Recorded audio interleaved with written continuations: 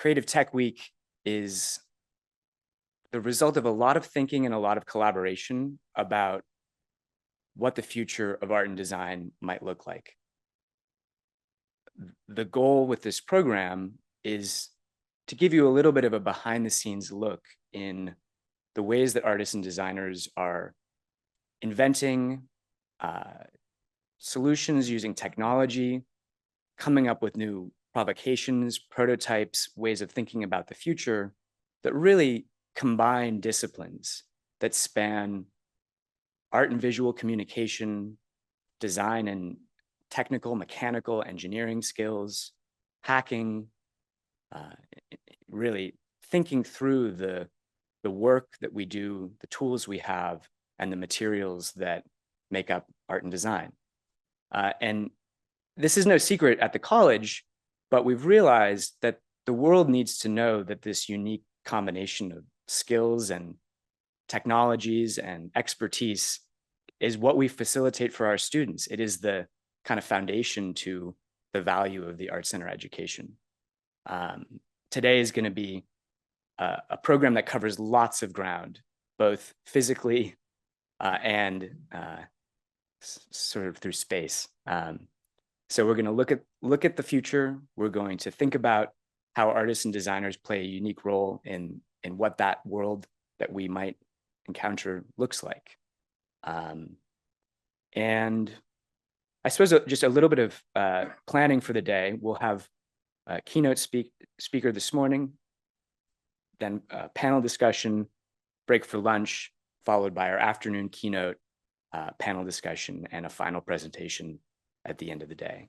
And we invite you to connect and explore why you all are here, because there's probably a really clear reason for that. So welcome, and it's my pleasure now to introduce Dr. Ann Burdick, our provost and an alum of Cal Arts, my alma mater, and studied at ArtCenter, but never got her degree here.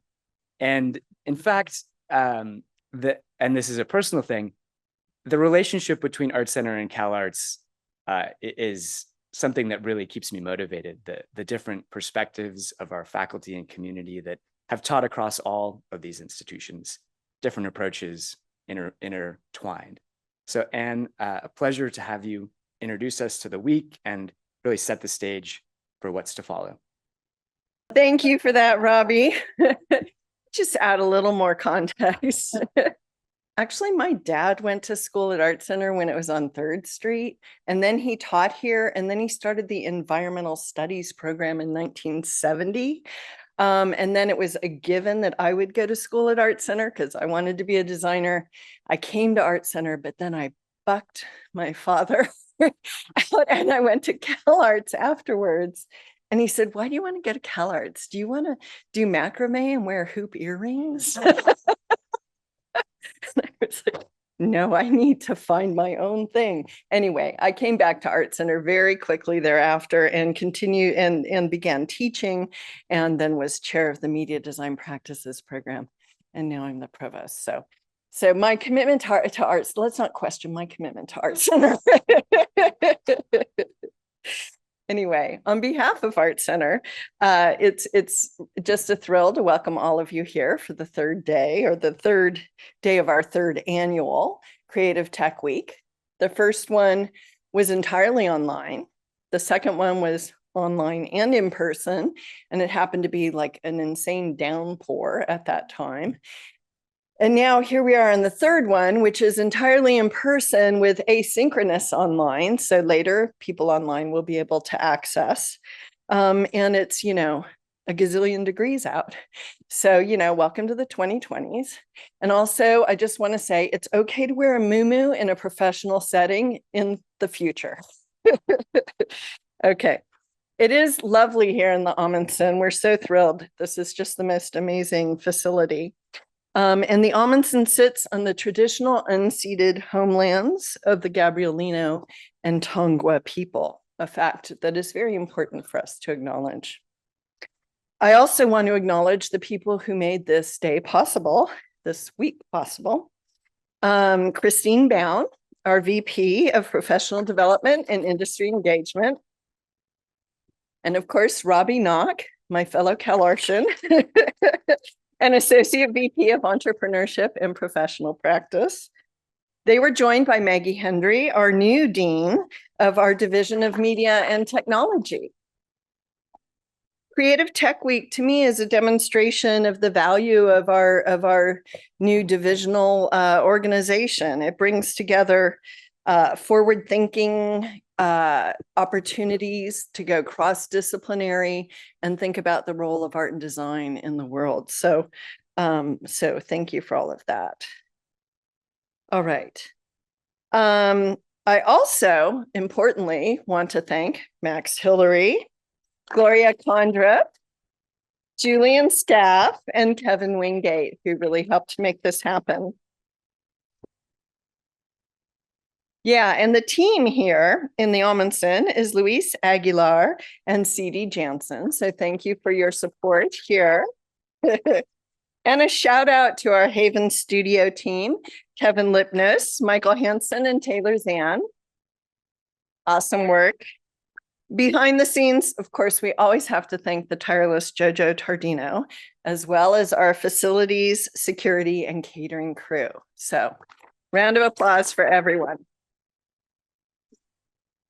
Here at ArtCenter, we're always happy when our students are treated to events that bring to campus our inspiring and provocative ideas from industry leaders and innovative artists, designers, and filmmakers, many of whom, the majority of whom, are our own alumni and faculty.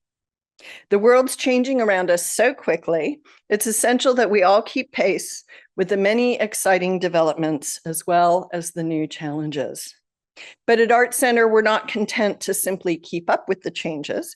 We're dedicated to pushing the limits of what's possible, to exploring the outer edges. We prepare our students as creative practitioners to move from being implementers to being inventors, to play a key role in giving shape to not only our new technologies, but the new worlds that they make possible. An example of this is our recent forum on artificial intelligence, where we saw how our faculty are being proactive in figuring out the impact and potential of a technology that came on stunningly fast. We saw our faculty approach this new terrain with curiosity, pragmatism, optimism, and a healthy dose of skepticism. While exciting new worlds are possible, we also know that these tools can have dark sides.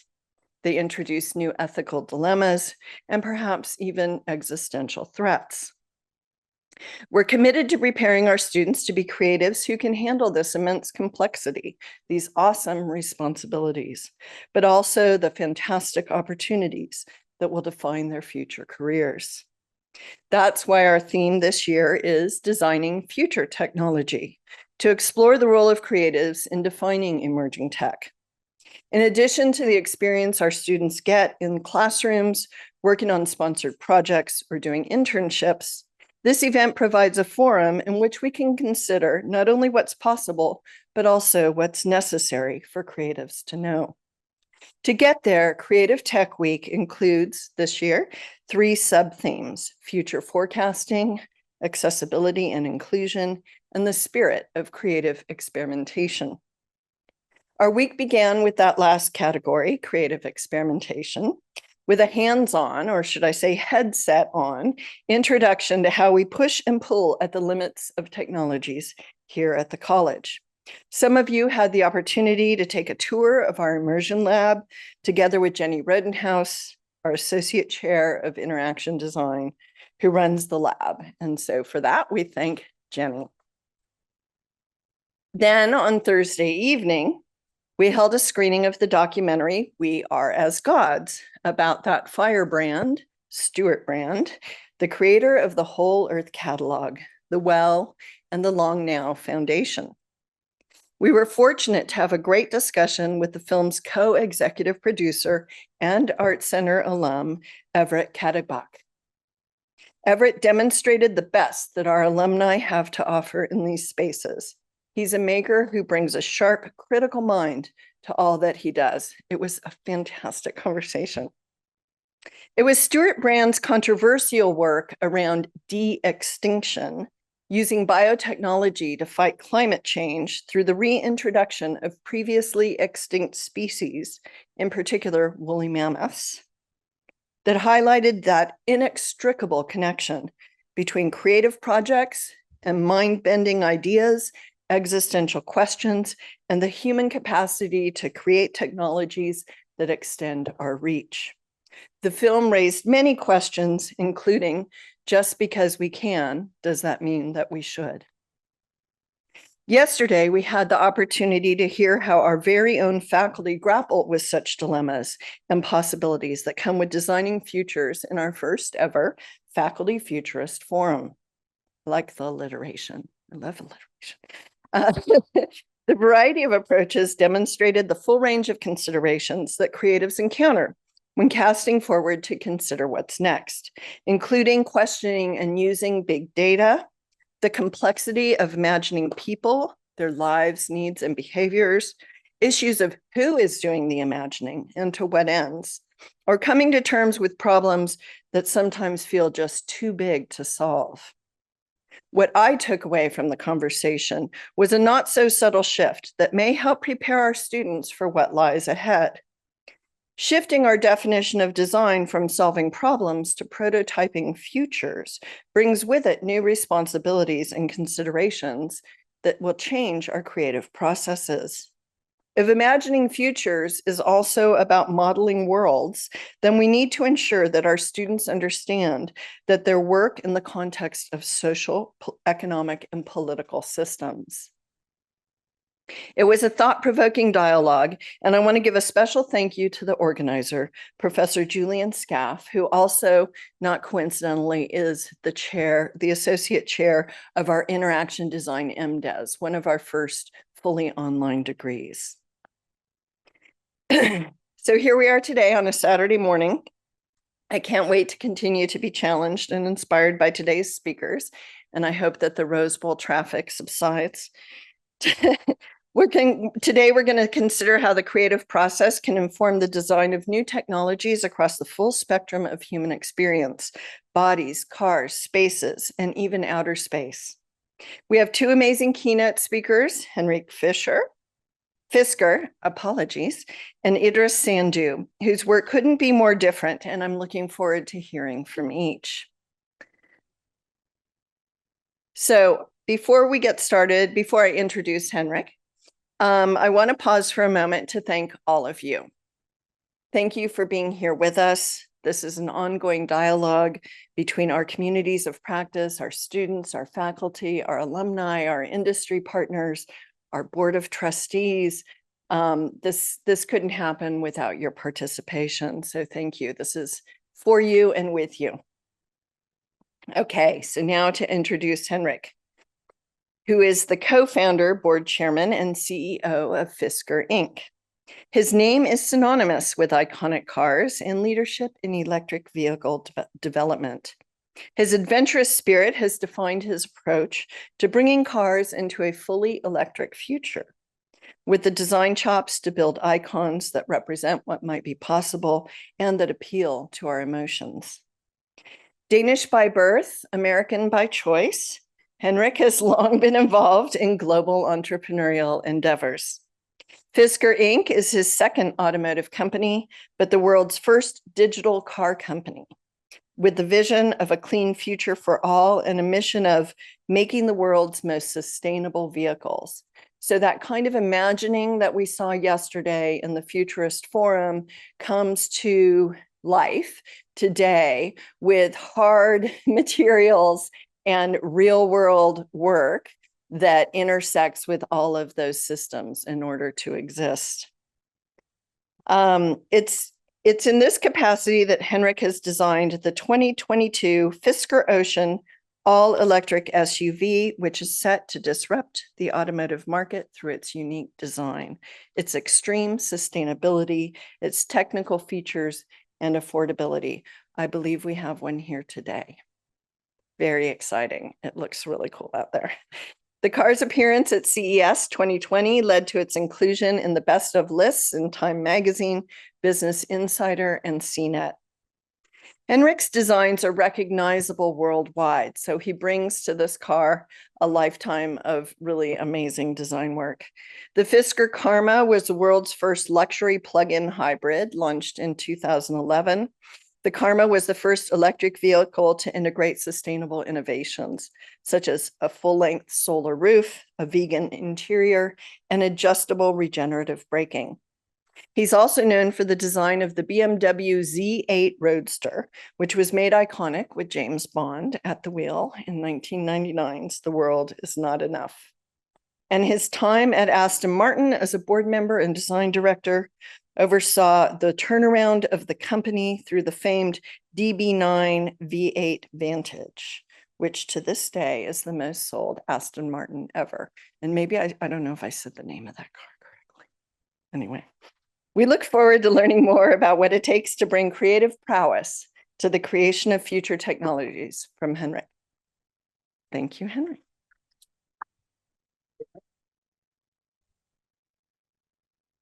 Thank you for such a generous introduction. Actually, today, I'm not going to really talk much about or trying to sell Fisker Inc. to you or our cars. I want to talk about something else. And by the way, the images behind are just there to kind of give you some visual excitement. It's not a PowerPoint presentation. What I want to talk about is why we still need humans. And because everybody talks about AI, and AI is going to take over everything, absolutely everything. And the question is, can AI take over creativity? And the answer is no. So that could be my keynote. I'm done. But I want to talk a little bit more about human creativity. And what is creativity? It's to use your imagination to create original ideas. I don't believe that sentence is on AI's resume. So they're not going to get the job, not right now.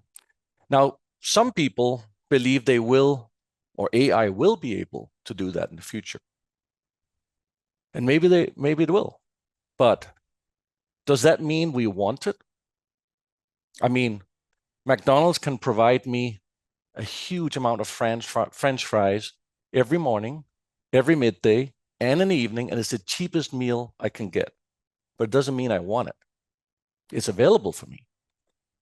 Now, I would say that creativity is something that comes from deep inside a talented designer. And all of us are different. All humans are different. We grow up in different environments. And I think that reflects in the creativity, in the design that we do. When I mean, I've worked at many different companies and I've worked with many different designers, and I've never, ever been in a situation where I saw two designers making exactly the same design. Maybe they looked similar, but they were definitely not the same, even if the brief was the same. And that's because we all have experiences in life. We have our own character. We have our own imagination. And when we put that to paper or into a model and a final design, it is unique. It is different than from anybody else would do. So it's nothing that comes from a formula.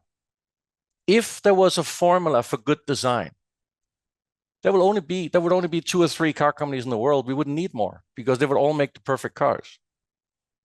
But the point is, there is no formula for good design. And of course, I'm mostly speaking about car design. Of course, maybe AI could produce a really good toothbrush, but I think when you look at something which is very emotional, like car design, it's a different story. And we also tend to forget sometimes that car design is more than doing a good sketch. Eventually, you have to build a model, and eventually you have to work with engineering, and eventually you have to work with manufacturing, and finally this product has to come out at the right price. So there's a lot of things going on when you're developing a car. Now, of course, AI and technology has helped us to actually be able to spend more time on creativity. When I went to ArtCenter, I just talked to a few people here. It was actually in Switzerland. And I remember when we had to do presentations, I would do a sketch, nothing like this, hand-drawn, and alone in the background, I would have to spend the entire night. And of course, when you're tired and you take up that marker, you make a mistake and you're stuck with it. Of course, today, we got amazing tools that allows us to immediately erase something. It allows us to get AI created background, which makes the rendering fantastic looking. But it doesn't make the design fantastic. That is the human creativity. That is that ability to be able to design something beautiful, something that works.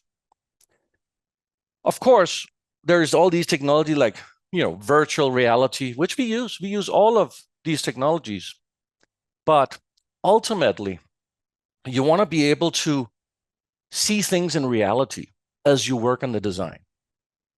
Now, of course, I can give you an example. This morning, I was sitting, sketching on a digital image, a screenshot that a digital modeler had sent me, that this person, by the way, works on the East Coast.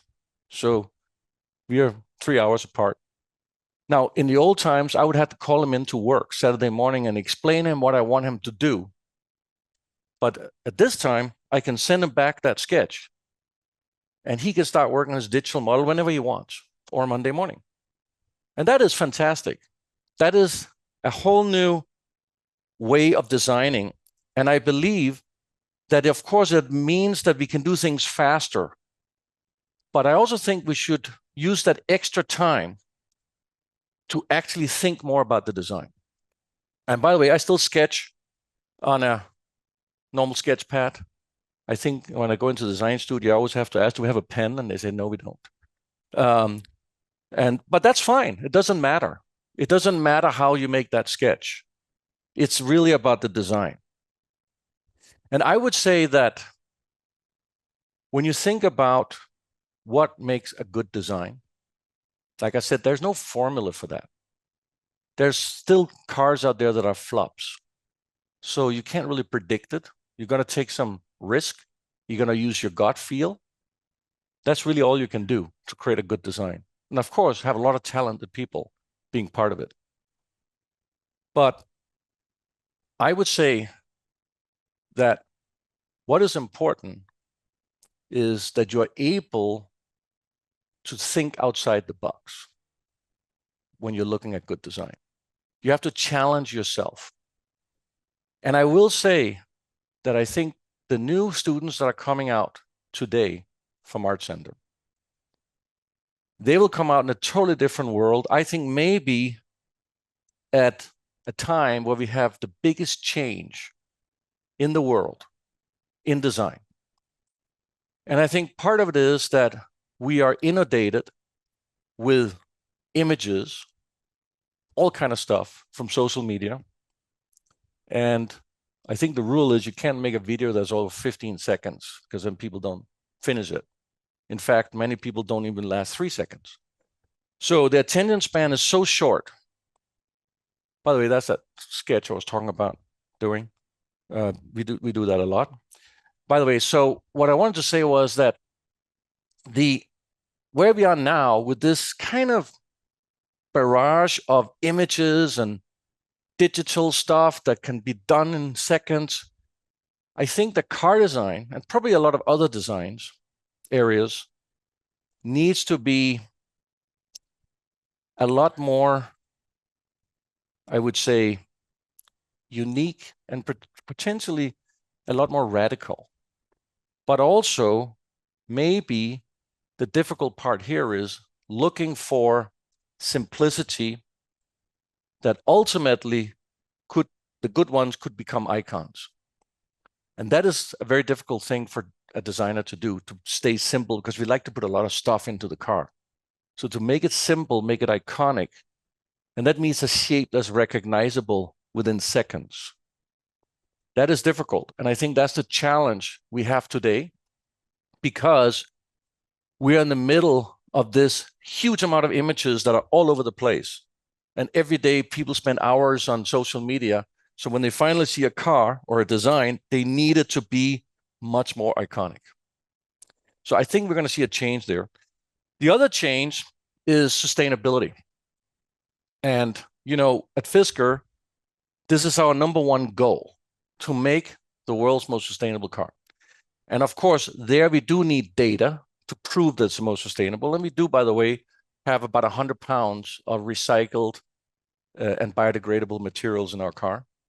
And I think the biggest effect there will be in the interior, because interior is where you have all these different materials. Usually the exterior is difficult because it either has to be steel, aluminum, or maybe carbon fibers, expensive car. But we do see some new materials coming. But the interior, there is huge opportunities. And I think we're going to see interiors really change, specifically in the feel of the materials and the kind of graphics, the kind of surfaces, how we use these materials that have different surfaces. And I think that's super exciting. And that's a huge opportunity, I think, when we look at interior design. Of course, we still need also to, yes, I get, by the way, I see all these amazing digital presentations where somebody can create certain sort of, you know, materials with unique graphics or even special surfaces I've never seen before. But I want to get inside the car. I want to touch these surfaces. And yes, we do UI. We do that, all digital. But eventually, I want to sit in the car, see if I can reach the screen, see where that button is. Yeah, we do all that ergonomics on digital as well. But we find out whenever we actually sit in a car, we always go, oh, I didn't know that when you drove, you lean your knee over that way. We haven't thought about that. But that was not in the digital, you know, test that we did. So getting in a real car, or in the instance of a clay model, is really important. Seeing a full-size clay model is really important. And by the way, we do a lot of digital modeling, but we always do a full-size clay model. And then we go back to digital again. But being next to the full-size clay model and working with humans who are altering this clay model as you look at it, and being able to touch those surfaces is an amazing feeling. And all that creativity ultimately comes from a human and a story behind it of that human. And I think that's something, in my view, would never be replaced. It may be that you can offer something similar, maybe, but I'm not sure I want that. I want to have my design, my piece of art from a human, created by a human. And I think ultimately most people will feel that way as well, because I think that we as humans are able to bring what I call emotions into our designs. And I'm talking now about car design. I have, you know, seen people look at certain cars that we all think are absolutely beautiful. And it's people who wasn't even interested in cars. And they would turn around and there would be something they couldn't explain why they looked at that sculpture, which really is what it is. It's a sculpture. And if you can bring that emotion into a car, that's what I think is really great design. And I think only a human can do that, because it's kind of something that you're taking out of your body, out of your entire life experience, and you're putting your fingerprint on it. So it's something only you can do. Now, not everybody gets the chance to do it. It's a tough field we're in, but those who get the chance, I think they are putting a unique fingerprint out there. Now, of course, we have cars that are not great, but that might not be the designer's fault. That can also be the way the company ran that program, because it's not always the designer gets to decide. I've been extremely lucky in my career where I've been, doing cars where, I was able to make a lot of decisions on them for many different reasons. Sometimes because people thought it wasn't going to go anywhere, or there was just other reasons for it. When you get out, of course, to bigger car companies, there is a lot of cooks in the kitchen sometimes. So creativity is also about being able to convince 1,000 engineers or however many you're working with that your design is so amazing that we should really try and stick with this. And creativity is also sitting in a group, maybe with manufacturing people, solving a problem. How are we going to stamp this front fender? Right now, it doesn't work. Can we be creative and figure out how we do it? That's also part of creativity, and it's part of the entire sort of design experience. I would say, finally, UI is becoming a very important part of car design because we are moving towards screens, we are moving towards a lot of new features that we haven't had in cars before. And the question always is, why are you moving towards screens? And I have to be honest and say, a screen is not always perfect, because when you sit with an iPad or another sort of pad at home, you're sitting on the couch and you're not moving. But when you sit in the car and it's moving and there's uneven road, you have to look at that screen and concentrate to push a button. So I think everybody's working at how do we come up with a solution for that? So our solution was we put a button bar on the, below the screen to kind of say, hey, there is some functions where we don't want you to look at the screen because you're using them a lot when you actually are driving. So that's the start of it. But we're not there yet. Nobody's there yet. And the reason we are using screens is because we can now, over the air, update the car with new functions, new ideas. And I can't mail a hardware button to you at home and say, go and stick that in the car and wire it up. We have a new feature. But I can send a new button to you on your screen with a new feature. So that's why we're going that direction. By the way, creativity is also coming up with new features incorporated into your design. We're showing here a Houdini door, which is basically a window rolls into the hatch, which then rolls in behind the bumper all the way down. So that means you can open this car, even if it's parked right behind another car or in a low parking garage, you can open it and you're not hitting the roof of the parking garage. So we came up with different features in our cars. And what we said, by the way, at Fisker is that we will not launch a car unless it has 4 unique features that no other car have, or we're best in class. And I'm just going to give you an example of the Ocean. We are the world's most sustainable car. We have the numbers to prove it. We also have something called California mode, where all the windows are rolling down, not just the normal door windows, but also the 3/4 rear windows, which we call docky windows. So your dog is in the trunk, they can stick the nose out. And the rear window rolls down and the roof opens.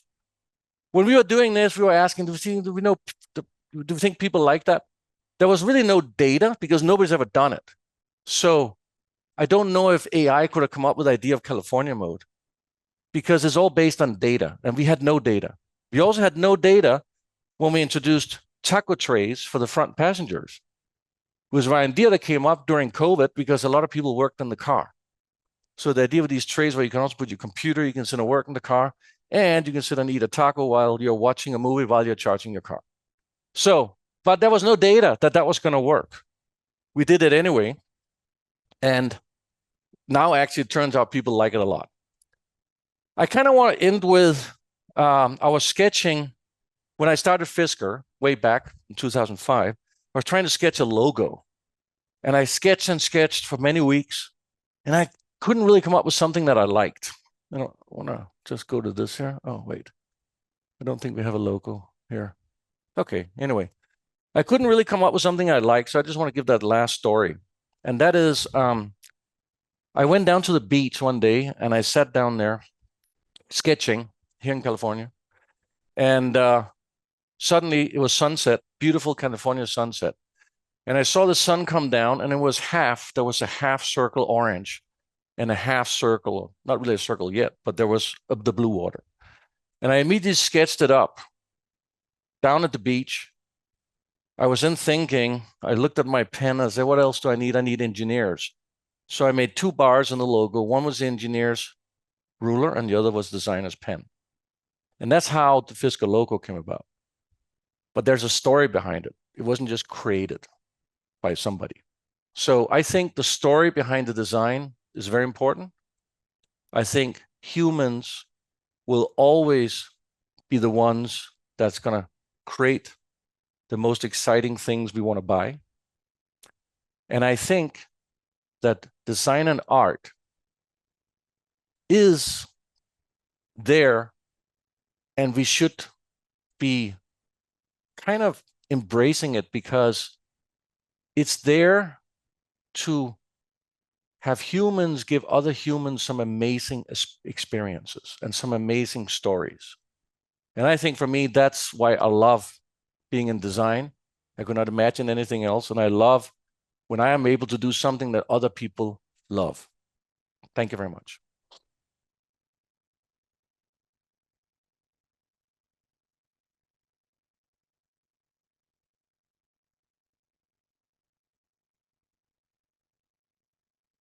Let's do some Q&A.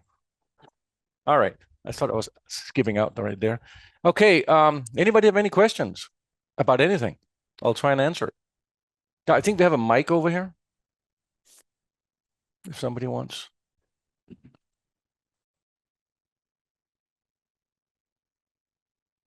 Don't be shy. Somebody's coming.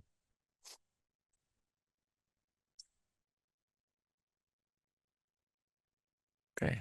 Thank you, Henrik. So the foundation of this question is connected to this idea of convincing people to take a next step through a model, through a sketch, through clay, through story. How have you developed that nuanced ability to convince colleagues, to inspire them to seek that that thinking that goes beyond just copying or repeating, but that foundation that you talked about?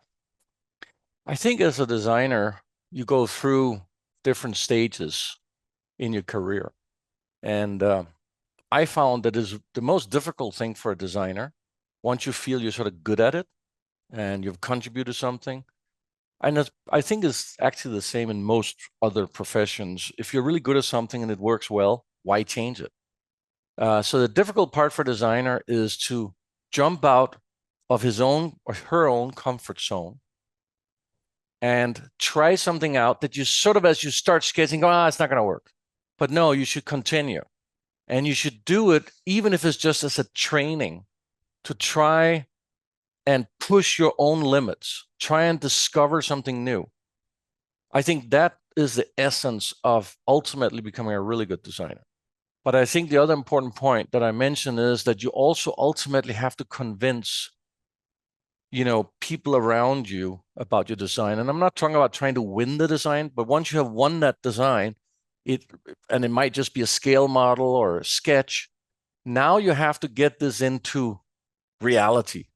It has to finally be engineered and produced, and you have to, in a creative way, convince a lot of people not to change your design, because the easiest thing for most of the engineers and manufacturing guys is to change the design and make it fit what they would like, because it's easier to manufacture, easier to develop. So that's a big part of a designer's ultimate task, is to be able to convince other people or help them even come up with ideas of how should we manufacture this. Now at Fisker it's a little easier because I'm the CEO and I'm design chief. So we get a lot of things forced through, as you can imagine. But I would say generally when you go out in your career, you may not be so lucky. Other questions? Thank you, Fisker. It was really awesome to listen through your presentation. You can call me Henrik. My bad. That's okay, it's fine. So I was wondering, as a designer, how do you feel like your creative ability have contributed to your role as both a designer and as somebody who's in the management? Because I bet it must be really different to use your creative ability from the two different perspectives, right? So I think that when I did career in the corporate world, unfortunately, as a designer, when you career in the corporate world, you end up managing people, which you have to do as a manager. And you have less time to design. And you have to find that balance between, working with the designers, trying to give you a vision, have them be as creative as possible. And I found that sometimes very difficult in the corporate world, because you end up having a lot of layers. At Fisker, the entire design team reports to me. I mean, we have, of course, exterior and interior design director, but that's about it. And I meet pretty much all the designers. So we have a very, very unique setting. And we do this on purpose because I want our company to be different than any other car company. So there's two things that we really, really focus on. That is design and sustainability. So sustainability is also something that's in the forefront, and sustainability is often sort of being chopped out because it might be a little too expensive. We haven't really tested these materials. So I'm on top of that as well, because we really want that as being our two strongest pillars, is design and sustainability. I don't think you can really say how do you manage that. I think to anybody going out in the corporate world, I would say it's not worth to dream about being a manager too quickly, because that's when you don't do design anymore. So sometimes it's actually good to rather go up and become a senior designer. And some companies actually have created new positions like creative directors and stuff like that. So designers don't have to manage people to do career or get a better salary. And I think that's a great idea, by the way. Very intriguing. I also have one more follow-up question. Would you say there's also 4 unique attributes of Fisker that set you apart from all of the emerging EV companies that's been coming out in the recent decade? Well, first of all, I've done a lot of supercars and sports cars in my life that's very expensive. So I think the first thing that we wanted to do was get more sustainable electric vehicles to more people. So we decided to go in the more affordable. The Ocean is a premium car, but it's between, $37,000 to $69,000. Our next vehicle, or one of our next vehicles, is a vehicle that will be selling for under $30,000. And I think that's going to be a real differentiator. I think the differentiator to us and probably all other car companies is, as I mentioned, the two main brand pillars are design and sustainability. And I would even say sustainability is probably, or is ranking the highest, only because my belief is that if we still want private transportation in the future, a car, we need to make cars more sustainable. We need to make the manufacturing, the making of the cars more sustainable, because it is one of the most polluting things we have on the earth. And we all have seen what's happened around the world with all the natural disasters. I mean, I don't think that's just magically happened by itself. But we have also seen during COVID that actually nature can heal itself really quick. For the first time during COVID, there was fish in Venice. For the first time during COVID, some big cities in the world and Asia could suddenly see the blue sky. So we saw how quickly the environment can heal itself, but we need to do something quick to make sure this healing accelerates more. And at Fisker, sustainability is number one. We have proven with data what we have done. And I think I don't need to have 5 or 6 things that's different. For me, that's enough. But I actually want to inspire, because we need the entire car industry to change. So I hope I can inspire some. And if you inspire some, that's great. Thank you. Hello. Hi. I am curious. I watched your reveal event, and as I was watching it, I found myself saying, how did they pull that off, or how are they going to pull that off? There were a few examples of that. There was the Houdini tailgate, and it's so clever, and you wonder, how come that's never been done before. But then I thought of, the 3 across seating in the pair, make something that we're used to having 3-row cars if you want more than 5 people, and you've managed to do a 2-row car, Fiat Multipla style. But then I asked myself, like, why hasn't that been done before? How are they going to pull this off? You've had a lot of challenges and you've faced them, and you've endured to bring your cars to production with your intent. Are there any tools? You mentioned before creativity being about getting people rallied and on board with your idea and convincing them that this way is the right way. Do you have any guidance for those of us who are in that position and trying to get teams to rally around an idea that you feel is right, but may seem improbable or impossible in the short term? Yeah, I mean, first of all, I would say, again, it depends on whether you work in a big corporation or, you're slightly more independent entrepreneur. I mean, I'm an entrepreneur and I can make a lot of decisions that I would be unable to do in a large corporation. So for us at Fisker, it's about focus. So once we have decided on a design, we really focus on executing it.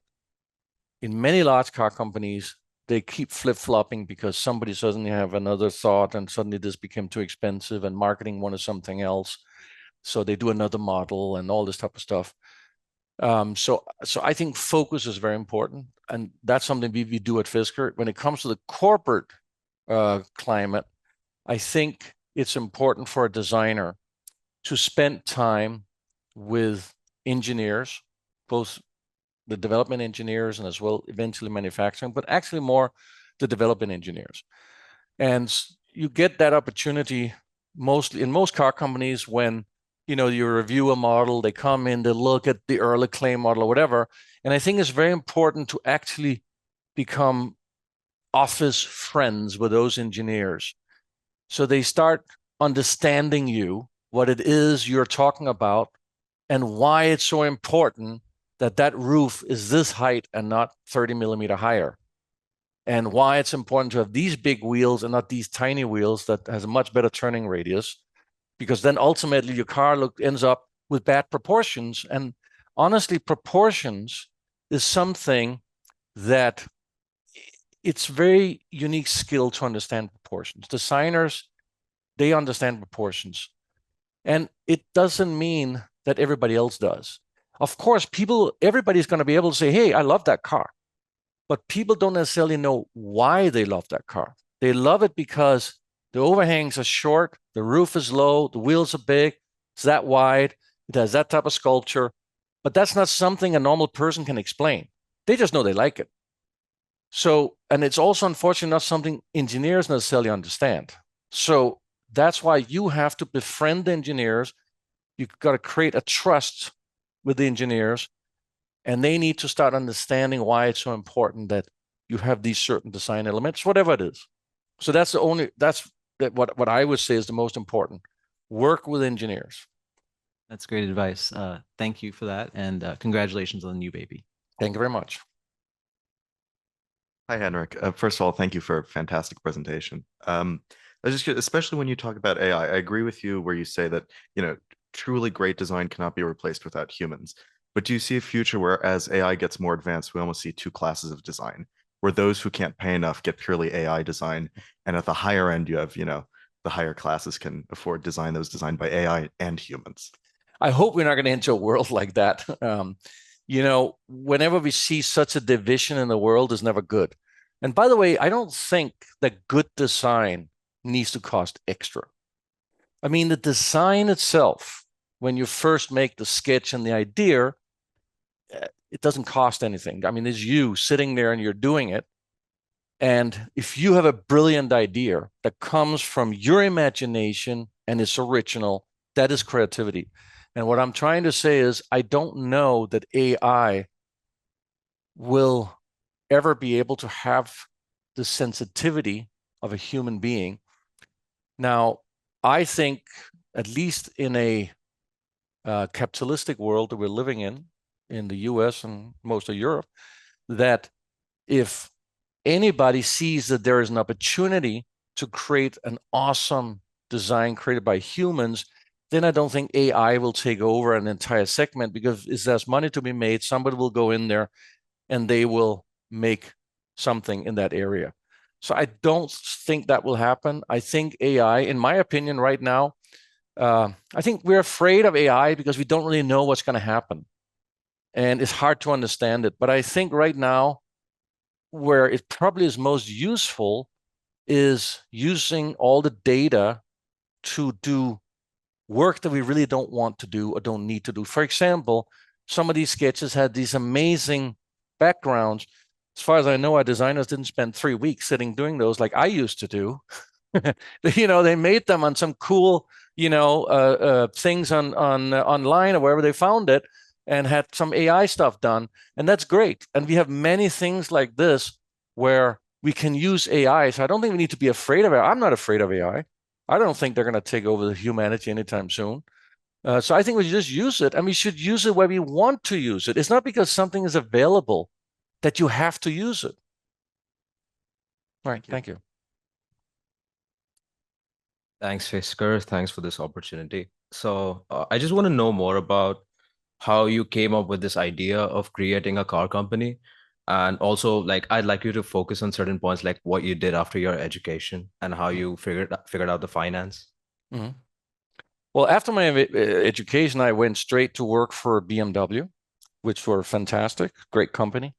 And I think it's a company you actually get to interact with engineers a lot. And I think they're fairly design driven. And I was lucky to get, in the program of the C8 and a few other cool programs. But then, I went to Ford Motor Company, was owned at the time Aston Martin, and I got into Aston Martin, designed 2 cars there, the V8 Vantage and the DB9. You did say it correctly, you just didn't separate them. It was 2 cars, but that's fine. So, I had sort of a crazy moment in my career. And, as designers, we get a little crazy once in a while. And I had, I think I must have been, I don't know, I was probably late 30s or something like that. I forgot exactly how old I was at that time, but I kind of felt, I sat one day and I think I was on a beach somewhere on a holiday, and I was thinking, I've kind of reached the maximum of my career. I got to design a cool BMW that got in the James Bond movie. I got to design 2 Aston Martins. I mean, what else? And I'm sitting on the board of Aston Martin. I'm super design chief, whatever the long title was. And kind of like, what is my next step? I mean, I don't want to be design chief of GM or Ford because that's going to be boring. I want to make cool sports cars. So, I mean, yeah, I can get a little bit more money, but, I already was earning good money. So I kind of had that crazy thought, what if I go out and make my own cars? And what I forgot was, and I had to learn the hard way, was that there was so many parts of a car company that I never really thought much about. It just happened. Like when you make a car, the car company eventually comes out and you're like, yeah, here's the car. And you kind of forgot there was 10,000 engineers and 3,000 manufacturing people and suppliers, which had worked with that company for 50 years. And therefore they were willing to do these parts. So going out alone was a lot more difficult to do because suppliers didn't want to work with me because who am I and what are you going to do and all these type of things. Now, creating a car company has also something to do with a moment in time. And I will unfortunately tell everyone that might be passing very soon. The moment of time and why you're seeing quite a few EV startups, not only in the US, but also in China, for example, is because we are right now, or we were in the middle, I would say in the last 3-4 years, in the middle of this significant change of going from gasoline to electric cars. And on top of that, there's a second significant change, which is the cars are essentially now computers on wheels. They are run by computers. And it was 2 things that the traditional car company have no real experience in. They don't have any advantage. They were amazing at making gasoline engines, gearboxes, all that type of stuff. So that moment in time allowed for entrepreneurs to say, hey, I'm going to hire a whole bunch of software guys. I'm going to hire, people who know something about electrification. We're going to go out some new suppliers, which make batteries. And investors said, you know what? Yeah, we actually believe you because we aren't seeing this happening over with the old guys. So that was that moment of time. I think that's about to pass because we now have electric cars and we now have the traditional car makers, which are starting now to make electric cars and they're starting to get experience in it. So it's harder today. If you would go out today, I mean, we went out in 2020 in the middle of COVID, and in 10 days, we raised $1 billion with Wall Street because they saw, hey, there's something here. It's interesting. I mean, we had a prototype. That was it, of the ocean. But we've hired a few people and we had a business plan and all that. But I mean, this sounds easier than it was. We did a lot of stuff, obviously. But the point is that today, if you go with that same idea, people say, yeah, but there is 5 startups in the US and there's, I think, 200 in China. And so it's much more hard today to do that. So you need to probably either you got to have something so amazing that has never been done, or you need to see if there's another major change happening in the car industry. I just have one more question. Why electric? Why not any other source of fuel? Like, for example, Koenigsegg, they're going with volcanic fuel with their Gamera. Even Porsche is developing new engines. So why did you think in that direction? You know, I think there's so much talk about it in the industry, but I think reality is that why could have been answered, or that question could have been valid 10 years ago. But in the last 10 years, the entire world have spent, I would even say trillions or billions for sure, hundreds of billions of investment into electrification. Billions and billions, tens of billions in setting up factories, battery factories. Now also billions in electric infrastructure. And the traditional car makers have finally decided to turn electric, which means they have already started investing billions, not just in developing a car, but changing their factories to be electric. So it's like turning an oil tanker, and it takes you, I don't know how long it takes, but very long. And if you suddenly go, oh, hey, maybe we should change again. No, we just changed that oil tanker. We're not changing it again. And I think that's where we are now. People are like, no, we have settled on electric.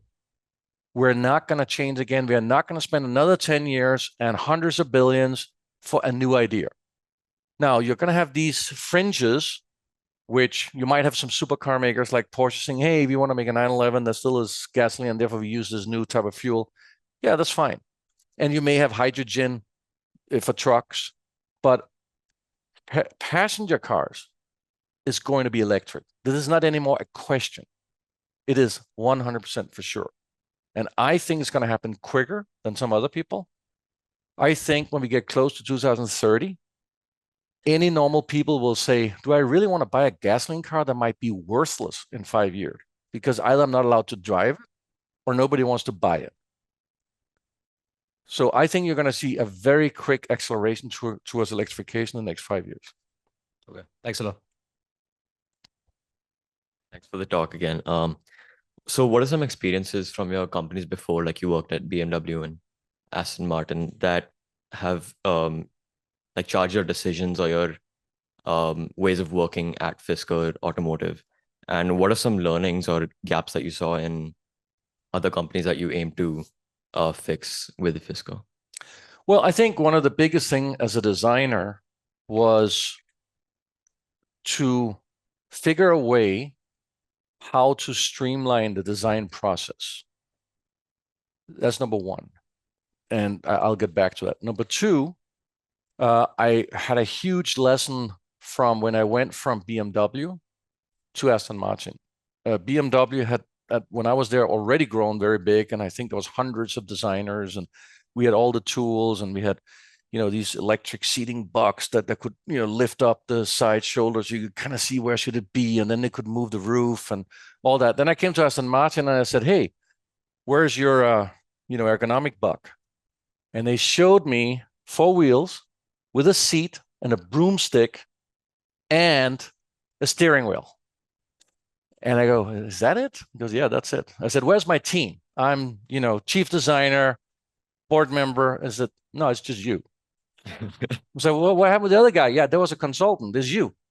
But I learned at Aston Martin we could go do a lot with very few people, and sometimes fewer people is better. Like at Fisker, we have a very, very small clay studio, very small. And when we get in there, you know that you make things happen. You're there.